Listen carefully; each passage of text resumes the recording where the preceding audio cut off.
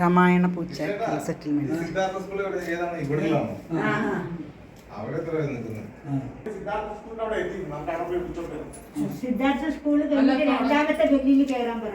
അല്ല ഏട്ടൻ തുടങ്ങണത്ര ഏട്ടാ, ഏട്ടൻ തുടങ്ങാൻ പറയണു.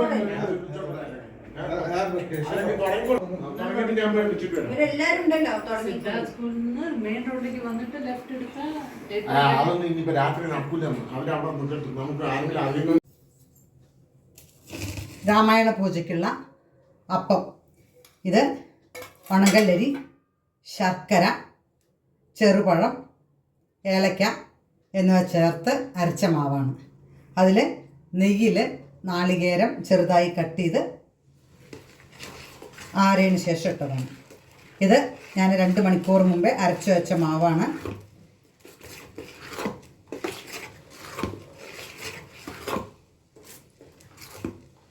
നന്നായി ഇളക്കി യോജിപ്പിക്കാം.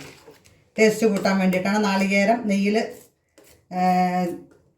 ഫ്രൈ ചെയ്ത് ചേർക്കണമെന്നില്ല, ഡയറക്റ്റ് ചേർക്കാം. ടേസ്റ്റ് കൂട്ടുന്നതിന് വേണ്ടിയിട്ടാണ് നെയ്യിൽ വറുത്ത് ചേർക്കുന്നത്.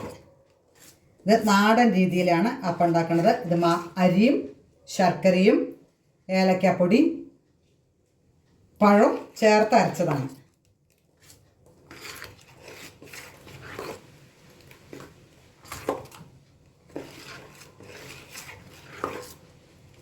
നമുക്ക് അപ്പച്ചട്ടിയിൽ നമ്മൾ അപ്പം ഉണ്ടാക്കണ, ഇതിപ്പോൾ പഴയ പുതിയ സ്റ്റൈലിലെ നോൺ സ്റ്റിക്ക് മാതിരിയുള്ള സാധനങ്ങളൊക്കെ വാങ്ങിക്കുന്നുണ്ട്. മുമ്പ് കരോല എന്നൊക്കെ പറയും, അതിലാണ് ഉണ്ടാക്കുക. നമുക്ക് ഉണ്ടാക്കാൻ തുടങ്ങാം.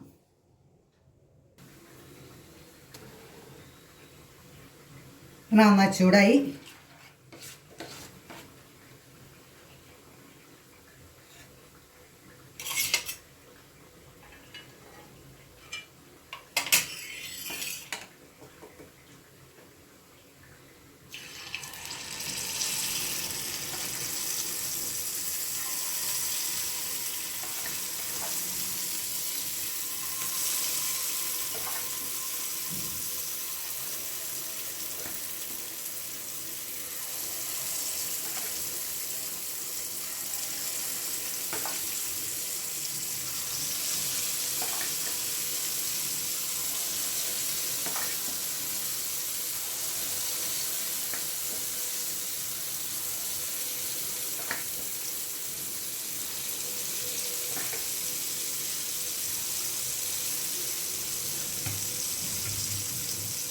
ഇത് കുറച്ച് കഴിഞ്ഞിട്ട് മറിച്ചിടാം.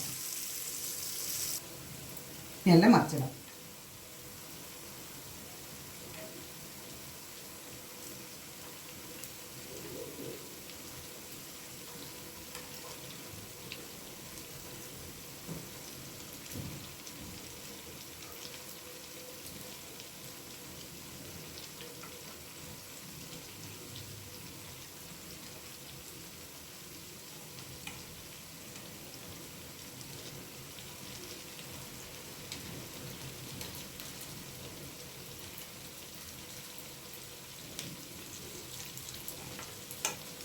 രണ്ട് സൈഡും ഒരേമാതിരി വേവിച്ചതിന് ശേഷം നമുക്ക് വാങ്ങാം.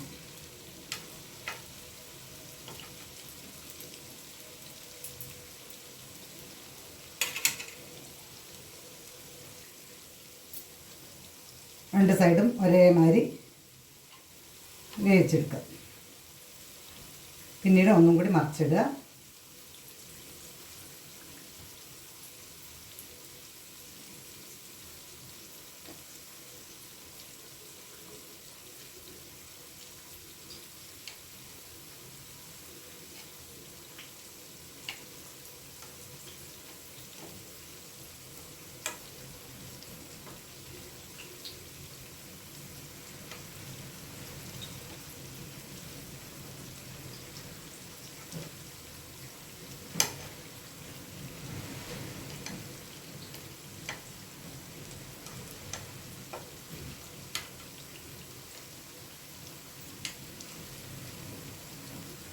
ഇനി നമുക്കത് വാങ്ങാം.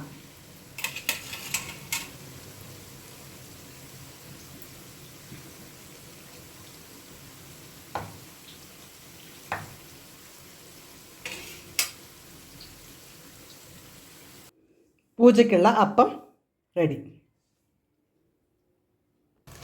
ഇനി ശർക്കര പായസം. ഞാൻ മുമ്പ് ഇട്ടതാണ് ഉണക്കലരിയാണത്. ഉണങ്ങലരി ശർക്കര ഇട്ടിട്ട് നന്നായിട്ട് അരി നന്നായിട്ട് വേവണം. ഇതുണ്ട് ഇങ്ങനെ ഇതേമാതിരി നന്നായിട്ട് വേവണം. വെന്തതിന് ശേഷം മാത്രമേ ശർക്കര ഇട്ടിട്ട് അരി യോജിപ്പിക്കാൻ പാടുള്ളൂ. പിന്നീട് അരി വേവില്ല ശർക്കര ഇട്ടതിന് ശേഷം. അതുകൊണ്ട്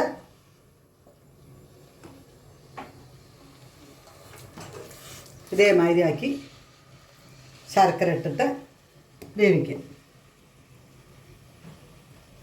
വേവിക്കല്ല യോജിപ്പിക്കുക.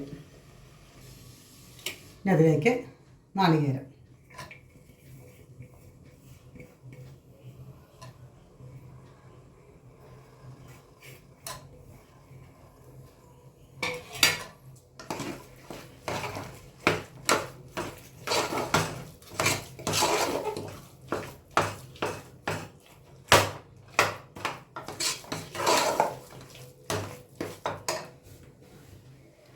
കുറച്ച് നെയ്യ്.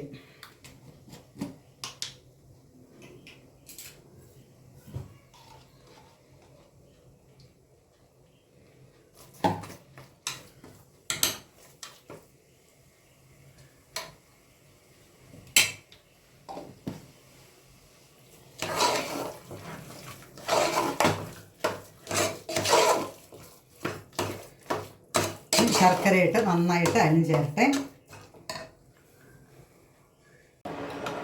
ശർക്കരയ്ക്ക് അരിഞ്ഞു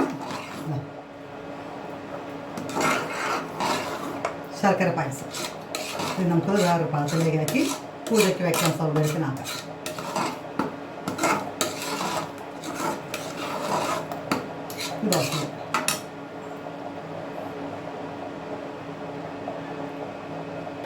ഇനി ഇത് രാമായണം വായിക്കുന്നവർക്കും വരുന്നവർക്കുള്ള ചുക്ക് കാപ്പിയാണ്.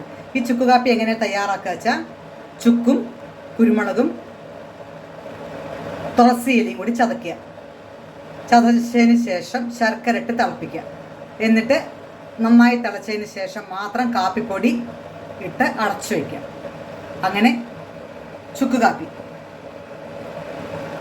നന്നായി തിളയ്ക്കണം. തിളച്ചതിന് ശേഷം ഇപ്പം ഇതിൽ ചുക്കും കുരുമുളകും തുളസിയിലയും ശർക്കര ഇട്ടിട്ടാണ് തിളപ്പിക്കണം. ഇനി തിളച്ചതിന് ശേഷം മാത്രം കാപ്പിപ്പൊടി ഇട്ടിട്ട് അടച്ചു വയ്ക്കുക. രാമായണം വായിക്കുന്നവർക്ക് ചെറിയൊരു പ്രസാദമാതിരി ഇഡ്ഡലി ഇഷ്ടമാണ് കൊടുക്കുന്നത്. അതിന് ഇഷ്ടത്തിനുള്ള പാലാണ് തടുപ്പത്ത് വെച്ചിരിക്കുന്നത്. പാലിലാണ് ഞാൻ തയ്യാറാക്കുന്നത്. ആദ്യം തേങ്ങ നന്നായി അരച്ച് ആദ്യ പാലെടുത്ത് രണ്ടാം പാലും മൂന്നാം പാലും ചേർത്ത് തിളപ്പിക്കുക. നന്നായി തിളപ്പിച്ചതിന് ശേഷം നമുക്ക് ഉള്ളി ഒന്ന് ചൂടായതിന് ശേഷം മാത്രമാണ് ഉള്ളി ഇടാൻ പാടുള്ളൂ. ഉള്ളി അഥവാ സവാള. പാല് നന്നായി ചൂടായ സമയത്ത് സവാള കട്ട് ചെയ്ത് തരാം.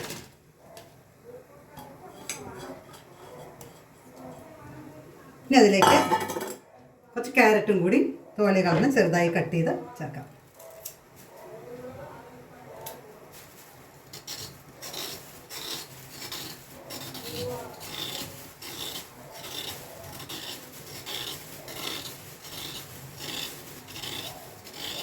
ഈ തേങ്ങാപ്പാലിൽ കിടന്ന് ഈ ക്യാരറ്റും സവാളയും ഇഞ്ചി പച്ചമുളക് എല്ലാം കൂടി വേവിക്കാം.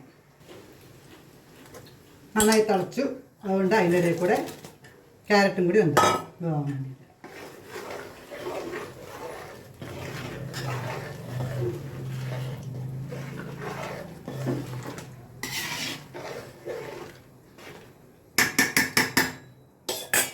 ഇനി ഇഞ്ചി പച്ചമുളകും.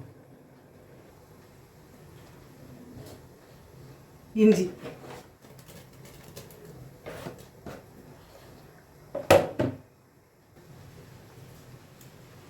ഇനി പച്ചമുളക് കീറിയിടുക. അത് കീറിയിടുന്നത് എരിവ് വേണ്ടവർക്ക് അതിനെ ഉടച്ച് ചേർക്കാം, വേണ്ടാത്തവർക്ക് എടുത്ത് കളയാം. അതിന് വേണ്ടിയിട്ടാണ് കീറിയിടുന്നത്. ഇത് എരിവ് ഇഷ്ടപ്പെടുന്നവർക്കും ഇഷ്ടപ്പെടാത്തവർക്കും കൂട്ടാൻ പറ്റിയ ഒരു കറിയാണ് ഇഷ്ടം.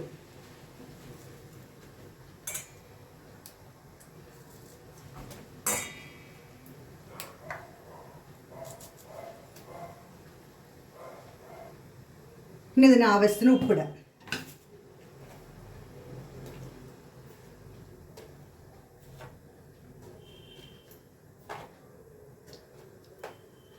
ഇനി ഇളക്കി നോക്കാം. ലാസ്റ്റ് നമുക്ക് വേവിച്ച് വെച്ച ഉരുളൻകിഴങ്ങ് ഇട്ട് യോജിപ്പിക്കാം.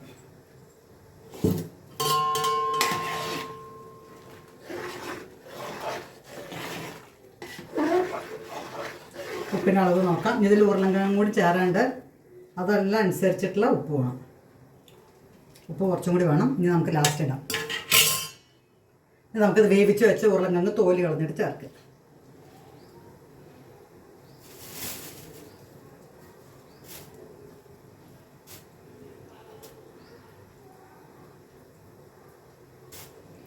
ഇതേമാതിരി പൊടിച്ച് ചേർക്കുക.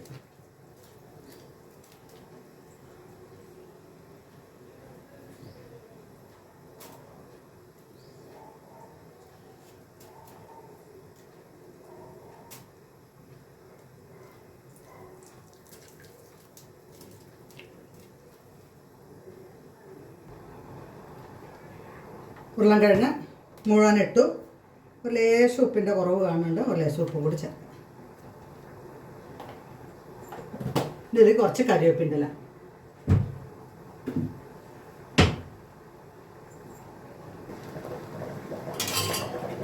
നന്നായി തിളച്ചു. ഇതിനി ഒന്ന് കുറുകും. അതുകൊണ്ട് കുറച്ച് ലൂസാകുമ്പോൾ നമ്മൾ ഓഫ് ചെയ്യണം. ഇനി ഇതിലേക്ക് തൻപാലും കൂടി ഒഴിക്കാം.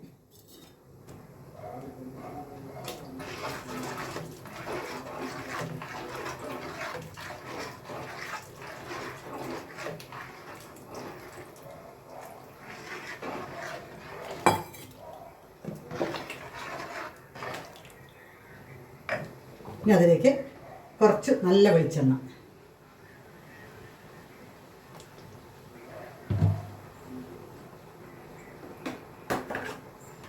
കുറച്ച് കരിവേപ്പില, ഇനി ഓഫ് ചെയ്ത്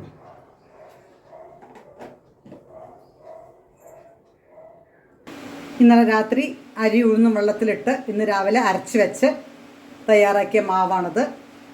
ഇത് 4 നാഴി അരിക്ക് നാഴി ഉഴുന്ന്, 4 നാഴി അരിക്ക് നാഴി ഉഴുന്ന്, അങ്ങനെ കണക്കിലാണ് നമ്മൾ ഇഡ്ഡലി ഉണ്ടാക്കുന്നത്. ഇനി ഇഡ്ഡലി നമുക്ക് തയ്യാറാക്കാം.